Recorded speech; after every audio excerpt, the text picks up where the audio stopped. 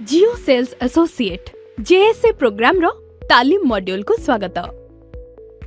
एही वीडियो रे आमे आपनको बुझाइबारे सहाय्य करिवो जे जणे जेएसए किपरि रोजगार करि परिबे एवं से माने गोटी मासरे केते रोजगार करि परिबे। जेमिति आपण जानिछंती जे आपनको तीनोटी काम करिबाकू पड़िबो। एही प्रत्येक काम पाई आपण पॉइंट अर्जन करि परिबे। प्रत्येक पॉइंट रो मूल्य 75 टंका।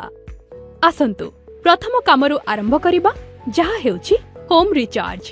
प्रत्येक सफल होम रिचार्ज रे आपण 2 पॉइंट पाइबे, जहार अर्थ हेउची आपण 2 गुणन 75 अर्थात 150 टंका रोजगार करिबे। द्वितीय काम हेउची जियो स्टार्टर पैक विक्रय करिबा। जियो स्टार्टर पैक अर्थात जेएसपी रो प्रत्येक सफल विक्रय रे आपण 1 पॉइंट पाइबे। एहार अर्थ हेउची आपण 1 गुणन 75 अर्थात 75 टंका पाइबे।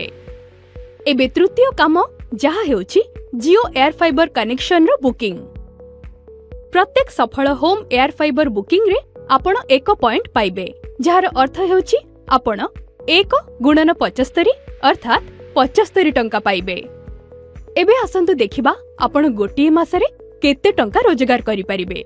जदि आपण प्रतिदिन 2टी होम रिचार्ज करंती, 2टी जियो स्टार्टर पैक विक्रय करंती एवं गोटिए जियो एयर फाइबर कनेक्शन बुक करंती, तेबे आपण प्रतिदिन 7 पॉइंट पाइबे।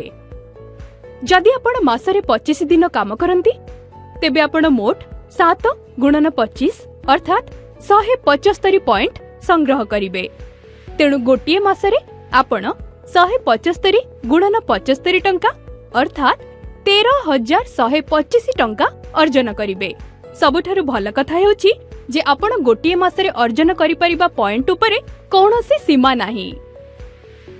मने रखंतु जेएसए हेबार सबुठारु भल कथा हेउची एहा जे आपण केते पॉइंट अर्जन करिवे ताहार कोनोसी सर्वोच्च सीमा नाही। धन्यवाद एवं हैप्पी सेलिंग।